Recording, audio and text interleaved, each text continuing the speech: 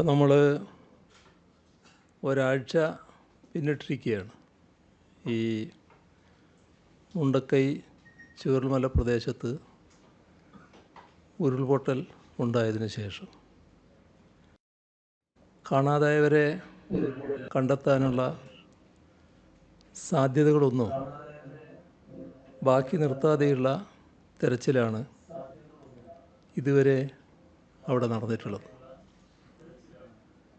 ഇതിൻ്റെ ഭാഗമായി ഉരുൾപൊട്ടലിൻ്റെ പ്രഭവ കേന്ദ്രമായ പുഞ്ചിരിമട്ടം മുതൽ ഉരുൾജല പ്രവാഹത്തിലൂടെയുള്ള അതിൻ്റെ വഴികളിലൂടെയുള്ള ഊർജിതമായ തെരച്ചിലും നിരീക്ഷണവും ഇന്നും നടക്കുകയാണ്. പുഞ്ചിരിമട്ടം, മുണ്ടക്കൈ, ചൂരൽമല ഭാഗത്തും സൂചിപ്പാറ വെള്ളച്ചാട്ടം മുതൽ പോത്തുകല്ല്, നിലമ്പൂർ വരെ ചാലിയാർ കേന്ദ്രീകരിച്ചുമാണ് ഇന്ന് തെരച്ചിൽ നടക്കുന്നത്. സൈന്യം, വനം വകുപ്പ്, ഫയർഫോഴ്സ് എന്നിവരടങ്ങിയ സംഘങ്ങളെയാണ് ഇന്ന് പ്രത്യേകമായി നിയോഗിച്ചിരിക്കുന്നത്. സൂചിപ്പാറ മുതൽ പോത്തുകല്ല് വരെയുള്ള ദുർഘടമായ മേഖലയിലേക്ക് പ്രത്യേകിച്ചും ഇതുവരെ രക്ഷാപ്രവർത്തകർക്ക് കാര്യമായി എത്തിപ്പെടാൻ കഴിയാതിരുന്ന സൺറൈസ് വാലിയിലേക്ക് തെരച്ചിൽ സംഘത്തെ ഹെലികോപ്റ്ററിലാണ് എത്തിക്കുന്നത്. പരിശോധിക്കാത്ത ഒരു പ്രദേശവും ഈ മേഖലയിൽ ഉണ്ടാകരുത് എന്ന ലക്ഷ്യത്തോടെയാണ് മുന്നോട്ട് പോകുന്നത്. തെരച്ചിലിനായി നാട്ടുകാരുടെയും സന്നദ്ധ പ്രവർത്തകരുടെയും ഭാഗത്തു നിന്ന് വലിയ സഹായമാണ് ലഭിച്ചുകൊണ്ടിരിക്കുന്നത്. എല്ലാം ഏകോപിപ്പിച്ചുകൊണ്ട് മന്ത്രിസഭാ ഉപസമിതി കാര്യക്ഷമമായി ഇടപെടുന്നുമുണ്ട്. ഇന്നലെ തെരച്ചിലിൽ 6 മൃതദേഹങ്ങൾ ലഭിച്ചു. ഇതോടെ ദുരന്തത്തിൽ മരിച്ചവരുടെ സ്ഥിരീകരിച്ച സംഖ്യ 224-ലെത്തി. വയനാട്ടിൽ നിന്ന് 5, നിലമ്പൂരിൽ നിന്ന് 1, ഇങ്ങനെയാണ് മൃതദേഹങ്ങൾ ലഭിച്ചത്. തിരിച്ചറിയാത്ത 30 മൃതദേഹങ്ങളും 154 ശരീരഭാഗങ്ങളും പുത്തുമലയിൽ ഹാരിസൺ മലയാളം പ്ലാന്റേഷൻ ലിമിറ്റഡിലെ ശ്മശാനത്തിൽ സർവമത പ്രാർത്ഥനയോടെ സംസ്കരിച്ചു.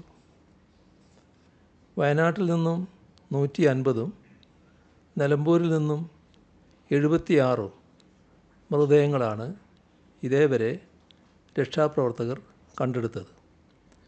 വയനാട്ടിൽ നിന്നും 24, നിലമ്പൂരിൽ നിന്നും 157, അങ്ങനെ 181 ശരീരഭാഗങ്ങളും ഇതുവരെ കണ്ടെടുത്തിട്ടുണ്ട്. മൃതദേഹങ്ങളും ശരീരഭാഗങ്ങളും മറവ് ചെയ്യുന്നതിന് കൂടുതൽ സ്ഥലം ദുരന്ത നിവാരണ നിയമപ്രകാരം ഏറ്റെടുക്കാൻ വയനാട് ജില്ലാ കലക്ടർക്ക് നിർദ്ദേശം നൽകിയിട്ടുണ്ട്. 154 പേരെ കാണാതായി എന്നാണ് കണക്ക്. 88 പേർ ഇപ്പോഴും ആശുപത്രികളിലാണ്. ചൂരൽമല ഭാഗത്ത് 9 ക്യാമ്പുകളിലായി 1381 പേർ കഴിയുന്നു. ചാലിയാർ നദിയുടെ ഇരുകരകളിലും വനമേഖലയിലും തെരച്ചിലും രക്ഷാപ്രവർത്തനങ്ങളും ശക്തമാക്കാൻ Indian navy, Indian coast guard എന്നിവരുമായി എത്രയും പെട്ടെന്ന് ചർച്ച ചെയ്ത് മൃതദേഹങ്ങൾ കടലിൽ എത്തിയിട്ടുണ്ടോ അത് നിരീക്ഷിക്കാനും ഇന്നലെ ചേർന്ന മന്ത്രിസഭാ ഉപസമിതിയുടെ യോഗം നിർദ്ദേശം നൽകിയിട്ടുണ്ട്. തിരിച്ചറിയാനാകാത്ത മൃതദേഹങ്ങളുടെ DNA പരിശോധന നടത്തി ഐഡൻറ്റിറ്റി സ്ഥിരീകരിക്കുന്ന നടപടികൾ ത്വരിതപ്പെടുത്തുകയാണ്. പുതിയ ക്രിമിനൽ നിയമസംഹിതയുടെ വെളിച്ചത്തിൽ DNA പരിശോധന സ്വകാര്യ ലേബുകളിലും ചെയ്യാനാകുമോ എന്നത് പരിശോധിക്കുന്നതാണ്. ക്യാമ്പുകളിൽ കഴിയുന്നവർക്കും തെരച്ചിലിലും രക്ഷാപ്രവർത്തനത്തിലും ഏർപ്പെട്ടിരിക്കുന്ന ജീവനക്കാർക്കും സന്നദ്ധ പ്രവർത്തകർക്കും നൽകുന്ന ഭക്ഷണത്തിൻ്റെ ഗുണനിലവാരം ഉറപ്പാക്കാൻ നിർദ്ദേശം നൽകിയിട്ടുണ്ട്. ഉരുൾപൊട്ടലിൽ അകപ്പെട്ടവരെ സ്കൂൾ ക്യാമ്പുകളിൽ നിന്ന് മാറ്റി താമസിപ്പിക്കേണ്ടതുണ്ട്. അങ്ങനെ മാറ്റുമ്പോൾ ആവശ്യമായ സൗകര്യങ്ങൾ ഉറപ്പാക്കാൻ നടപടി സ്വീകരിക്കും. സ്കൂളുകൾ തന്നെ തുറന്നാൽ അവിടുത്തെ പഠനം തടസ്സപ്പെടും എന്നുള്ളതുകൊണ്ട് പകരം സംവിധാനം കാണണമെന്നാണ് ഉദ്ദേശിക്കുന്നത്. പക്ഷേ ആ സംവിധാനത്തിൻ്റെ എല്ലാ കാര്യങ്ങളും പരിശോധിച്ച് ഉറപ്പുവരുത്തേണ്ടതായിട്ടുണ്ട്. വെള്ളപ്പൊക്കത്തിൻ്റെ ഭാഗമായി ദുരിതാശ്വാസ ക്യാമ്പുകളിൽ കഴിയുന്നവരുണ്ട്. വെള്ളവും ചെളിയും ഇറങ്ങിയാൽ താമസയോഗ്യമാക്കാവുന്ന വീടുകളുണ്ട്. അങ്ങനെ സുരക്ഷിതമായ വീടുകളിലെ ആളുകളെ വെള്ളമിറങ്ങിയാൽ ശുചീകരണത്തിന് ശേഷം സ്വന്തം വീടുകളിലേക്ക് മടങ്ങാൻ സൗകര്യമൊരുക്കും. അത് ജില്ലയിലുള്ള മറ്റ് ക്യാമ്പുകളെക്കുറിച്ചാണ് ഈ പറയുന്നത്. ഈ ചൂരൽമലയിലെ ക്യാമ്പിനെ കുറിച്ചല്ല. അത് വെള്ളം കയറിയതിൻ്റെ ഭാഗമായി ക്യാമ്പുകൾ ആക്കിയതാണ്. അതിൻ്റെ അപകടസ്ഥിതി ഒഴിവായാൽ അവർക്ക് തിരിച്ചു പോകാൻ കഴിയും. ദുരന്തബാധിത മേഖലകളിലെ വീടുകളിൽ നിന്ന് വിലപിടിപ്പുള്ള വസ്തുക്കൾ സുരക്ഷിതമായി വീണ്ടെടുക്കാൻ സാധിക്കുമെങ്കിൽ പോലീസിൻ്റെ സാന്നിധ്യത്തിൽ ഇതിന് അവസരമൊരുക്കും. ഗുരുതരമായ കേടുപാടുകൾ സംഭവിച്ച തകർന്നു വീഴാൻ സാധ്യതയുള്ള കെട്ടിടങ്ങൾ അവിടെ കണ്ടെത്തിയിട്ടുണ്ട്. തകർന്നിട്ടില്ല, പക്ഷേ വീഴാനിടയുണ്ട്. ദുരന്ത നിവാരണ നിയമം 2005 പ്രകാരം ഉടമകളുടെ സമ്മതമില്ലാതെ തന്നെ ഇത്തരം കെട്ടിടങ്ങൾ പൊളിച്ചു മാറ്റാൻ സാധ്യമാണോ എന്നത് പരിശോധിക്കും. വളരെ അപകടകരമായിട്ടുള്ള അത്തരം കെട്ടിടങ്ങൾ പൊളിച്ചു മാറ്റുന്നതിന് ഈ നിയമവശം കൂടി പരിശോധിക്കുന്നതായിരിക്കും. തെരച്ചിലിലും രക്ഷാപ്രവർത്തനത്തിലും മികച്ച പ്രവർത്തനം നടത്തുന്ന ഇന്ത്യൻ സായുധ സേനകളുടെ ആർമി, നേവി, എയർഫോഴ്സ് തുടർ പ്രവർത്തനങ്ങൾ സംബന്ധിച്ച് ഉന്നത ഉദ്യോഗസ്ഥരുമായി ചർച്ച ചെയ്ത് തീരുമാനിക്കാൻ ചീഫ് സെക്രട്ടറിയെ ചുമതലപ്പെടുത്തിയിട്ടുണ്ട്. കേന്ദ്ര ആഭ്യന്തര മന്ത്രാലയം ജോയിൻറ്റ് സെക്രട്ടറിയുടെ നേതൃത്വത്തിലുള്ള 4-അംഗ ഇൻ്റർ മിനിസ്റ്റീരിയൽ സെൻട്രൽ ടീമിൻ്റെ IMCT എന്നാണ് അവർ ചുരുക്കത്തിൽ അറിയപ്പെടുന്നത്. അവരുടെ സന്ദർശനത്തിന് ആവശ്യമായ നടപടികൾ സ്വീകരിക്കാൻ റിലീഫ് കമ്മീഷണറെ ചുമതലപ്പെടുത്തിയിട്ടുണ്ട്. ഉരുൾപൊട്ടൽ ബാധിത മേഖലകളിലെ ക്രമസമാധാന പരിപാലനം ശക്തിപ്പെടുത്തേണ്ടതാണ്. ഉരുൾപൊട്ടൽ ബാധിത പ്രദേശങ്ങളിലേക്ക് ആവശ്യമായ സന്നദ്ധ പ്രവർത്തകരും ബന്ധപ്പെട്ട ഉദ്യോഗസ്ഥരും മാത്രമേ പോകുന്നുള്ളൂ എന്ന് പോലീസ് ഉറപ്പാക്കും. പൊതുകെട്ടിടങ്ങൾ ഉൾപ്പെടെയുള്ള സ്ഥാവര ജംഗമ വസ്തുക്കളുടെ നാശനഷ്ടം വിലയിരുത്തി പൊതുമരാമത്ത് വകുപ്പ് റിപ്പോർട്ട് സമർപ്പിക്കുന്നതിനൊപ്പം ദുരന്താനന്തര ആവശ്യങ്ങളുടെ വിലയിരുത്തൽ, പോസ്റ്റ് ഡിസാസ്റ്റർ നീഡ്സ് അസസ്മെൻറ്റ് ദുരന്ത നിവാരണ അതോറിറ്റി നടത്തുകയും ചെയ്യും.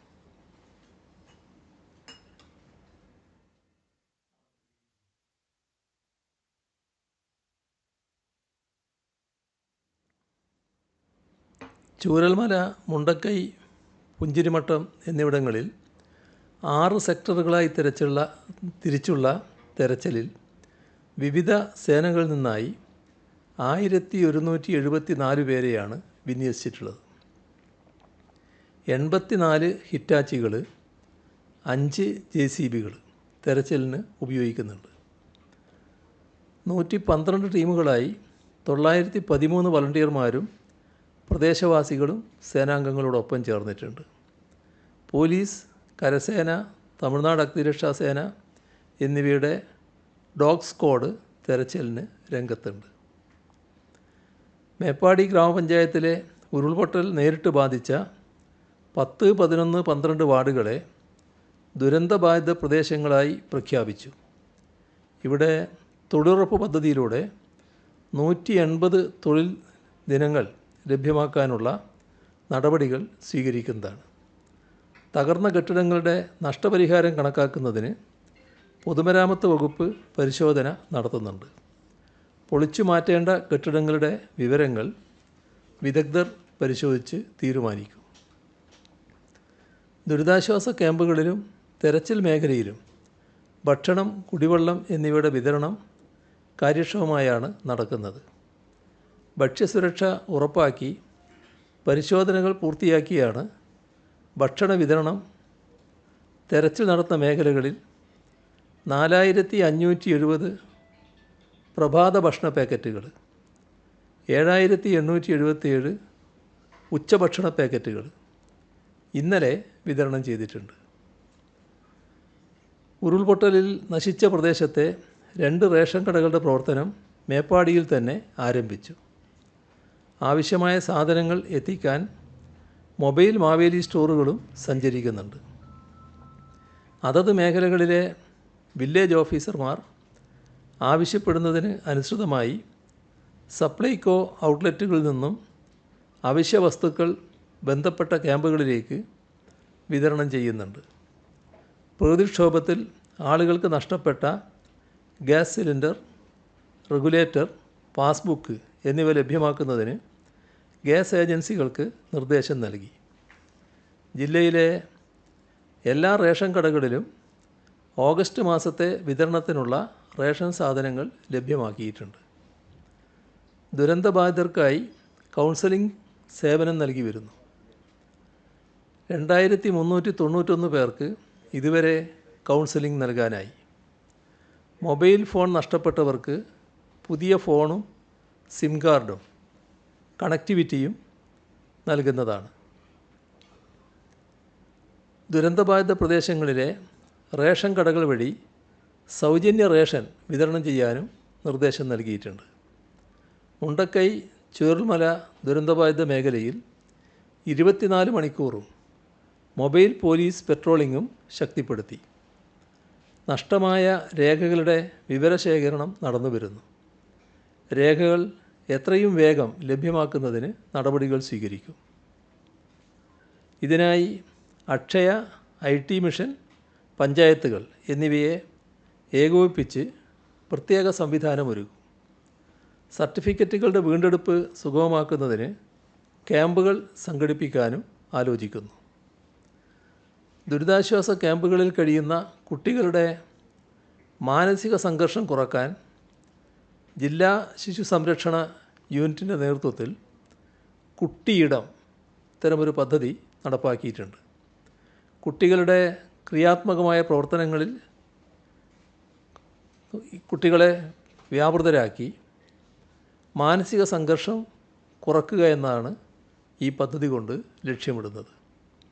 ക്യാമ്പുകളിൽ കുട്ടികൾ ഒറ്റപ്പെട്ടു പോകുന്നത് തടയുക, ദുരന്തത്തിൻ്റെ നടുക്കുന്ന ഓർമ്മകളിൽ നിന്നും കുട്ടികളെ മുക്തരാക്കുക, ഇവയെല്ലാം ഈ പദ്ധതിയിലൂടെ ലക്ഷ്യമിടുകയാണ്. കൗൺസിലിങ്ങിനൊപ്പം ദുരന്തത്തിന് ഇരയായവരുടെ മാനസികാഘാതം ലഘൂകരിക്കുന്നതിനുള്ള ശ്രമങ്ങളുടെ ഭാഗമായി 121 പേരടങ്ങിയ പ്രത്യേക സംഘത്തിന് രൂപം നൽകിയിട്ടുണ്ട്. ആരോഗ്യവകുപ്പിൻ്റെ നേതൃത്വത്തിലാണ് ടീം രൂപീകരിച്ചത്. ആശുപത്രികൾ, ദുരിതാശ്വാസ ക്യാമ്പുകൾ, വീടുകൾ ഇവിടങ്ങളിൽ കഴിയുന്നവർക്ക് മാനസികാരോഗ്യ ഹെൽപ്പ് ഡെസ്കുകൾ മുഖേന ടീം അംഗങ്ങൾ സേവനം ഉറപ്പാക്കും. കുട്ടികൾ, പ്രായമായവർ, ഗർഭിണികൾ എന്നിവരുടെ പ്രശ്നങ്ങൾക്ക് പ്രത്യേക പരിഗണന നൽകും.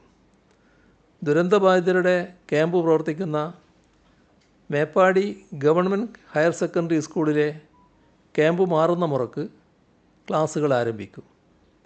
ഉരുൾപൊട്ടലിൽ തകർന്ന Vellarmala government vocational higher secondary സ്കൂളിലെയും മുണ്ടക്കൈ ഗവൺമെൻറ് GLP സ്കൂളിലെയും അടിസ്ഥാന സൗകര്യങ്ങൾ പരിശോധിക്കുന്നതിന് നോഡൽ ഓഫീസറായി വിദ്യാഭ്യാസ ഉപഡയറക്ടറെ ചുമതലപ്പെടുത്തി.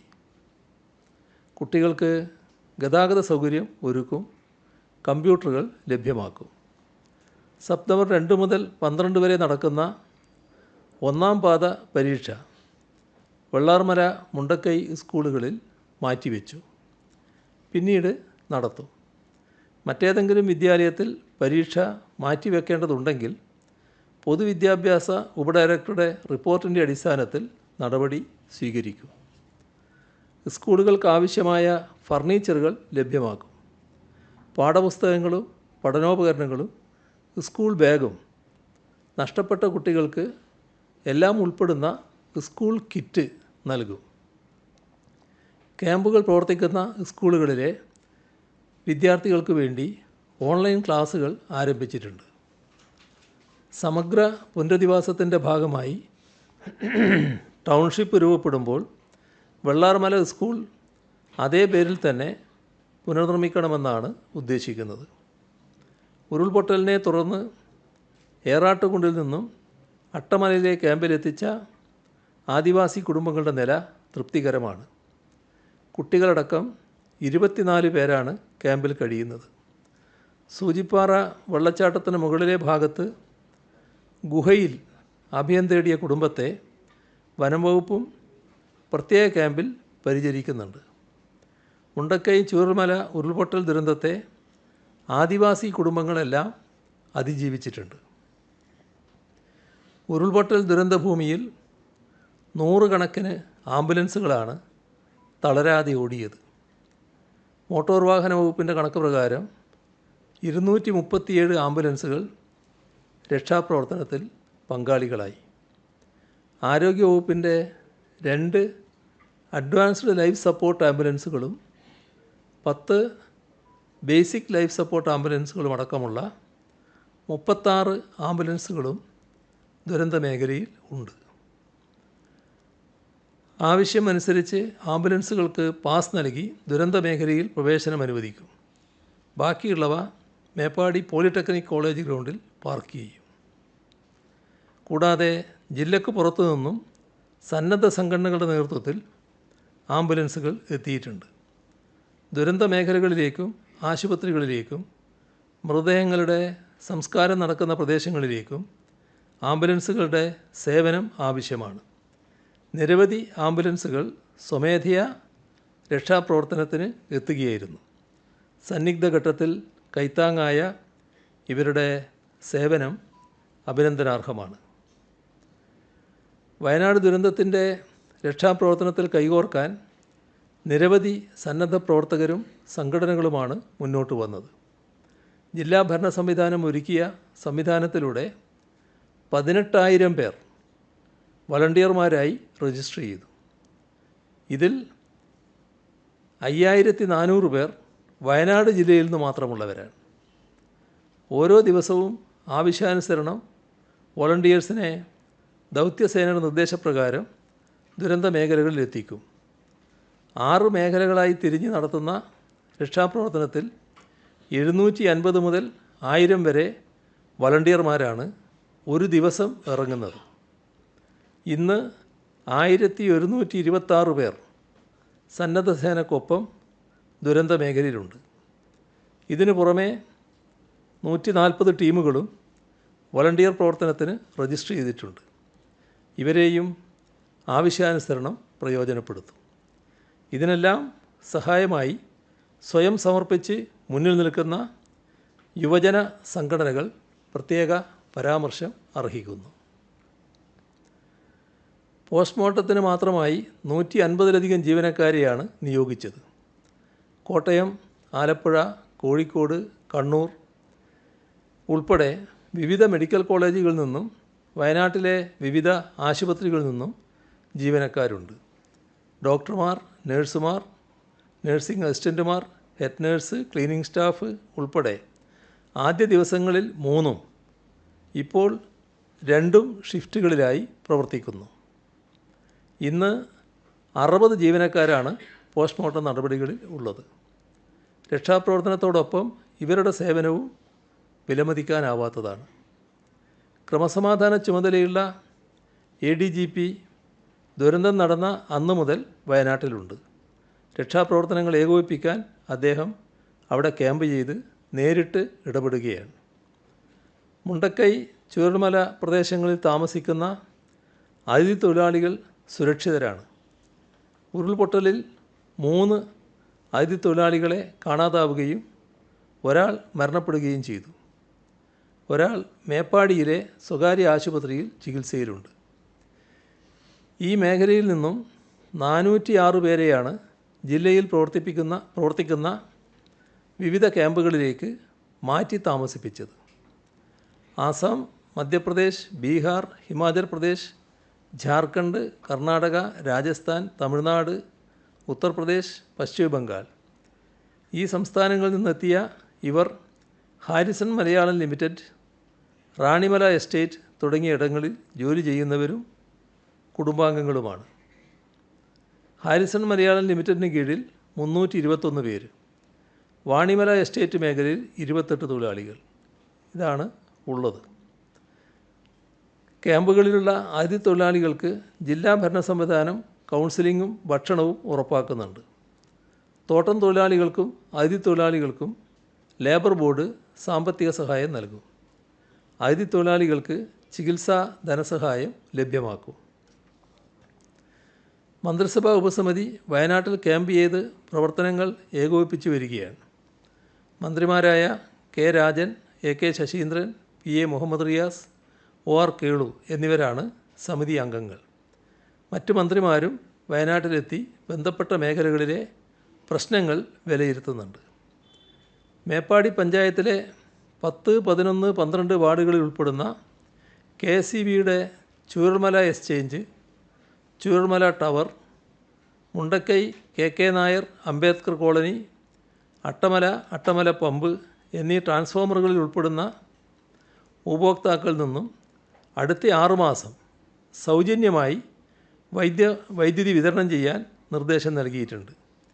ഈ ഉപയോക്താക്കൾക്ക് നിലവിൽ വൈദ്യുതി ചാർജ് കുടിശ്ശിക ഉണ്ടെങ്കിൽ അത് ഈടാക്കാൻ നടപടി സ്വീകരിക്കരുതെന്നും നിർദ്ദേശം നൽകിയിട്ടുണ്ട്.